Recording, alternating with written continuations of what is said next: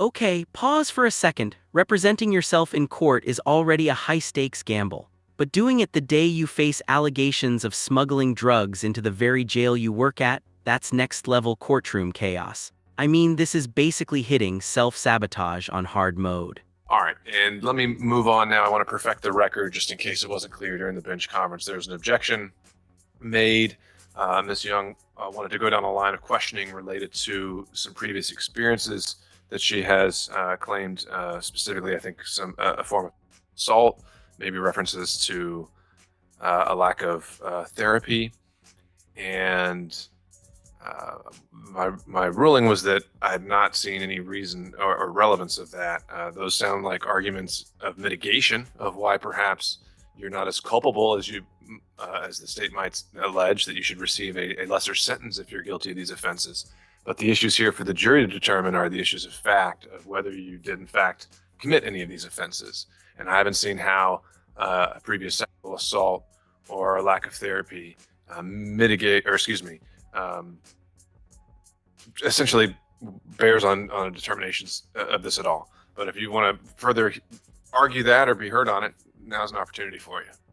When I first hired Leaf Howard as my lawyer, he was told of the instance multiple times. I'm not sure as to why you all didn't get it. I was not familiar at the time of the court's process and who I needed to reach out to. I let him do his job, but it was not to my recollection that they did not know of what happened to me. But yes, there was a night that I went door. Are you asking me to? No, I don't really. I'm trying to stay big picture, which is what is the reason why the jury needs to hear about this? Well, I don't know who the person was that came after me. Not only did they come after me, but they had a Polaroid picture of me carrying my son to my friend's house. It had a blue blanket, had me with my black outfit on, and I had on a headscarf that I always wear outside. When I saw that picture in the midst of what was happening to me, not only on the day that Captain Winfrey, I don't know if she's still captain, but at the time, she threw me a baby shower. Even when I first started working there, I was called out by, I believe, Captain Winfrey. Captain Winfrey is who we just heard from. No, that was Grady. Oh, I'm sorry. Excuse me. That was Okay, so yes, Lieutenant Grady. It's been a minute. I'm trying to remember names, but she threw me a baby shower at the jail. And when I first started walking there, I was called out for the way that I walked. I walked like I'm a model or switching my butt or something. And that put me on the spot for everybody in 6 North. So there is no way for me to know if it was because of the baby shower, because she invited my mother and father without my knowledge too. And if I had any knowledge that she would do that, I would not have invited my parents there, because I keep my work separate from my family for this reason. My son was in danger, I was in danger, and there was a instance that happened in the car. But quick legal insight here, the judge is drawing a firm line. Prior trauma or therapy doesn't automatically reduce culpability in a criminal case. Mitigation arguments only matter at sentencing, not for proving guilt. And if you're confused by all the side stories coming from the defendant, welcome to courtroom theater at its most unhinged. Okay, I'm just trying to break this down. Is it your claim that someone from an inmate in the jail or another employee there that may have did this sexual assault? That may have been the one to do it. I don't know who the person was. Where did it occur? I tried calling DoorDash to get in contact to see if I can get it, because I called customer service. I parked my car, but I didn't lock my doors. I was having issues with the internet. Let me rephrase. Did this incident happen inside the jail or outside the jail? Outside the jail, but I was working with Fulton County at the time. All right, so the objection came, you were asking Lieutenant Grady whether he had some awareness of a baby shower and that sort of thing. Okay. Do you have any reason to believe that he did? Because if he's aware of the baby shower... No, that's not my question, not if he is. Do you have any reason to believe that he was aware of the baby shower or your sexual assault? I would think he does know about the baby shower, because they're all connected. They're always talking, having meetings and whatnot. And it was a surprise to me. So it's like, how else would you get my personal information if you maybe talk to my supervisor, maybe talk to my captain? we've had issues in the past as well, nothing detrimental, but I still need to know where it could have came from anybody. It could have came from Captain Winfrey. It could have came from Lieutenant Grady. It could have came from the inmate. What could have come from them? If my family was invited to the jailhouse, they could have been followed back. Someone could have been like, here's her information. Because with that situation, me being touched, I was forced to bring whatever they wanted into the jail because they have a picture of my son. They have a picture of my son. Who knows if the next picture might be him at his daycare or me coming into my house. My father. Okay, I understand. So any position of the state, I mean, I'm just trying to focus on process procedure here. Right. The things that Ms. Young is saying, I think that if she chooses to testify, she can go into them. I agree, Your Honor, but I think at this point, I don't think there's sufficient basis for her to ask witnesses regarding some type of baby shower. I'm just not clear as to the nexus or the sequence of the events that would make it relevant at this particular point in the trial. Okay. I agree with you there. What we're focused on is, I mean, at this point, I don't think it would be, maybe this additional, I think you said lieutenant that's coming may have knowledge of this potentially that she could ask about.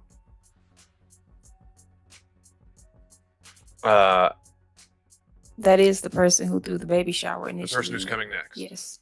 Okay, well, glad we're talking about it now then. All right, well, I think then you can ask this next witness some of these issues. You're going to have to be careful with your phrasing. I think the state's objection to facts, not evidence, is one that could very well come again. Okay. And we'll see where that takes us. At this point, I don't even know if she's telling a story or performing a one-woman show. Assaults, baby showers, Polaroids, somehow all mashed together. The jury is probably sitting there with their jaws on the floor, wondering what universe they've been transported to. Hey, how you doing? Just stating on the record, I do have the wrong person. This is not the person that was, wrong name. All right, just for the record, Mr. Miller, can you summarize what exhibits are on the stack that are going to the jury? What will be going back to the jury will be State's Exhibit 1, which is the oath. State's Exhibits 3 through 9, which are photographs outside of the jail, as well as the posting. State's Exhibit 12, which is the evidence log. State's Exhibits 22, which is the caduceus report. And State's Exhibits 23, 24, and 25, which are the GBI lab test results. Everything else is going to be held back? Yes, sir. All right. I'm going to place the redacted indictment, Court's Exhibit 1, and the verdict form, Court's Exhibit 3 on top of that. And then when we have the consolidated charge as Court's Exhibit 4, we'll include that in the stack. And that will be ready to go back to them when we complete the charge. And Your Honor, may I place a copy of the oath? If you've already got it, just make sure you show Ms. Young that before you do so. I mean, it's a bit redundant since it's also Exhibit 1, but all right. So based on what was just said on the record, is there any objection on behalf of the defense as to what would be going back in the jury room during deliberations? I would say the oath of office. I object to it because that signature, I have to look over my own document again. My signature, if I'm not mistaken, I signed something else. I'm sorry, let me rephrase that. That typed signature, I'm going to have to look at my document and make sure it matches because I'm not sure, I'm not too quite sure if that matches what I actually signed when I started working with Fulton County. And that's Ah yes, the classic sovereign citizen, not my signature defense. It's like a cheat code in their playbook, but here's the twist. She already admitted signing the document. That argument is going to crash harder than a Windows 95 computer. All right, well, if that's all, the objection I'm hearing is to the authenticity of this document and whether it should be considered by the jury. That ship sailed when it was admitted and there was no objection. So those being the only grounds, then your objection is overruled and Exhibit 1 would be going back. Any other objections? no objections. All right. So we're holding in place until we have the consolidated version. That's going to take maybe a few more minutes. Are the parties requesting some additional time to prepare for closings? We got the stage ready. I just need a brief bathroom break. Of course. Do you need a PowerPoint or anything else like that? I do, Your Honor. So what I would do is I would just take my laptop if I can with me to the podium, and I'll just conduct it that way. You're doing the closing? Yes, Your Honor. Okay. And you're opening and closing? Yes, I'm going to do the close. So defense can go first, and I'll do everything at one time. All right. So the state's planning to reserve their first closing. And so what that means, Ms. Young, is you'd be up first when we come in and begin closing arguments. Okay. And so we'll just take 15, prepare what you need to, practice your PowerPoint, and just let the jury know about 15 minutes we'll be ready to go. We'll be in recess. Thank you, Your Honor. 1:50. This is peak courtroom chaos. Missing the start of closings, blamming a phone call from mom, and arriving hours late. Judges don't usually take kindly to that.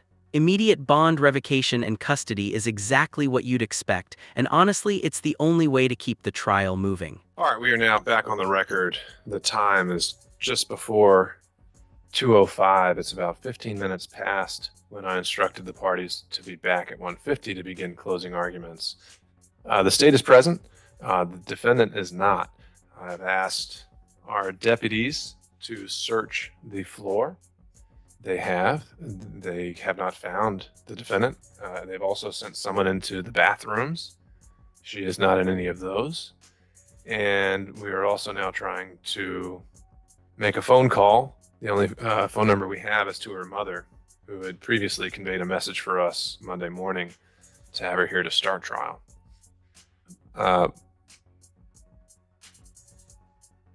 And at this point, we're also going to review security footage to see if she walked out of the front door of the courthouse. But looking at her table, it looks like all of the papers and things that she came with are not here anymore. She left a jacket behind. But otherwise, all of her belongings are no longer here, from what I can tell. And we're now well after the time I told her to come back. She has not been spotted anywhere on this floor.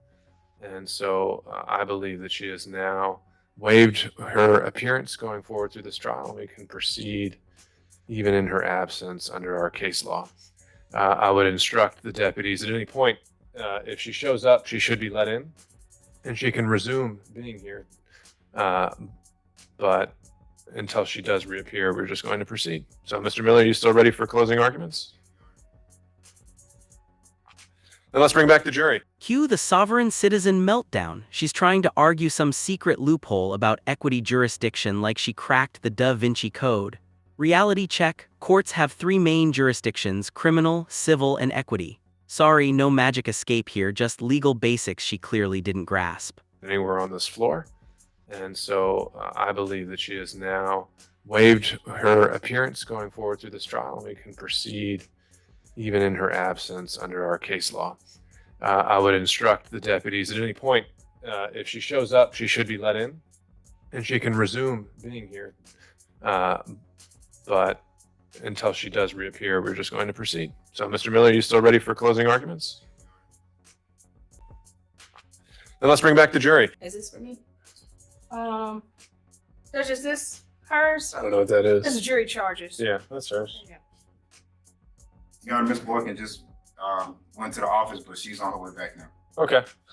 Well, I think we can go ahead and just put some things on the record that we need. I need paperwork out my bag if that's possible. Okay, one second. Okay.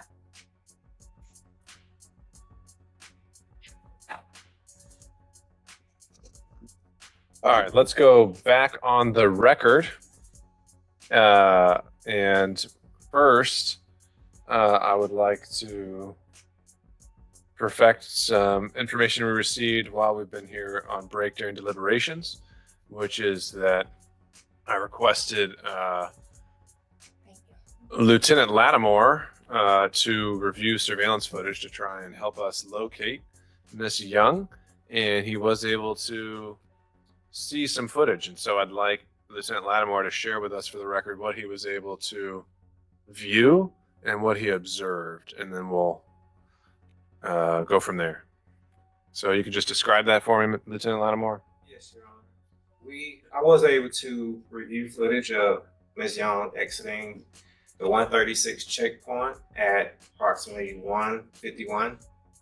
And from the checkpoint, she proceeded down Prior Street, which is south of us, and made a left at Mitchell and Prior, and proceeded east on Mitchell up to Washington Street, where we observed her make a right turn. And at that point is when we lost sight of her moving in. And this is all through surveillance footage you're reviewing after the fact? Yes. And that's several blocks away from the courthouse. All right. Ms. Young, where were you going? Before I answer that, I previously stated that you were in contempt of justice, because of failure or refusal to proceed in equity under exclusive jurisdiction. Did you not acknowledge that we were in equity jurisdiction? If there's anything else you want to say, Ms. Young, this is your opportunity to have it on the record.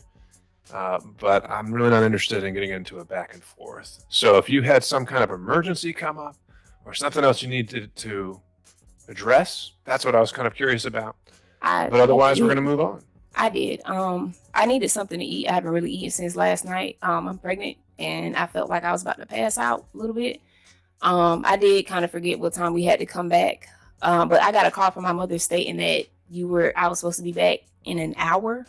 So that was what took me so long, because I went to grab something to eat and I was going to come back. But after I got that call, I was like, okay, well, he did extend the time. But there was miscommunication there. So I apologize for that, Your Honor. All right. So I just want to break that down, which is it's now about 4:30, and I think they found you trying to re-enter the courthouse about 20 minutes ago or so closer to 4 o'clock.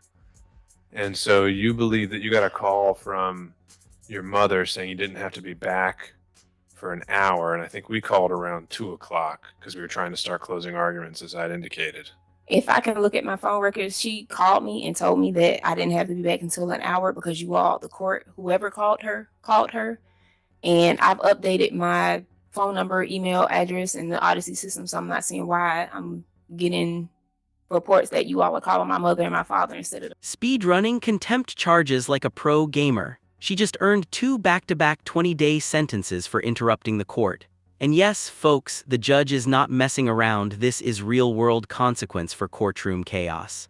Well, I think we've put your explanation on the record. You can, and so that's all well and good. However, I've lost confidence that we can expect you to appear on time for court proceedings, so I've revoked your bond, I've issued a bench warrant, and so you will be in custody pending the outcome of this trial. More to the present business at hand. No, it's not your turn, Ms. Young. Oh, okay. I do have Court's Exhibit 5, which I've marked and will tender for the record, which is a question from the jury. It states, and is available for inspection for the parties once I'm done reading it into the record, is there any statutory minimum for possession of a Schedule 1, Schedule 2, or Schedule 4, respectively, where intent to distribute is presumed if you are in possession in excess of such amount? And it's signed by the foreperson. And so if either party would like to see it, if the state would like to see it, you can come up and grab it. And if Ms. Young would like to see it, deputies can take it to her. This is a question from all jurors or specifically? It's from the jury. Okay. And though you're failing or refusing to proceed in equity under exclusive jurisdiction, you acknowledge that on the record as well? All right.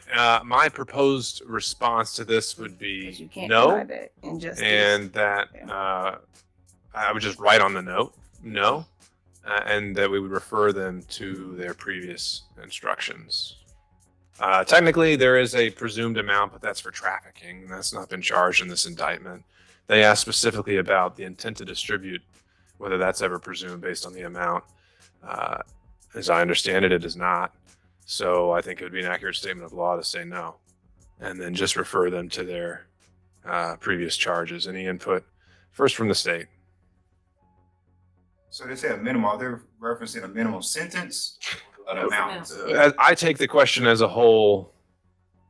It's a statutory minimum, where intent to distribute is presumed. So I know we use minimum in reference to sentences, and that was my first impression as well, but reading it as a whole, it seems to be focused on the evidence of distribution and whether that intent can be presumed based on a minimum amount of drugs. And again, that's where I say the answer to that legally is no. Or actually, I mean, it really just says intent to distribute means intent to unlawfully deliver or sell. So maybe the actual relevant charge would be intent generally, which can be shown in many ways, whether it existed from the proven facts before you. It may be inferred by the proven circumstances or by acts and conduct. So actually, maybe what I would do is say no, and then just reread the intent charge, and then say that they should place no undue emphasis on this charge and only consider it in the context of the charge as a whole. All right. Any input from Ms. Young? Yes. So you are not acknowledging the fact that you're in contempt of justice on the record, being that this is equity jurisdiction.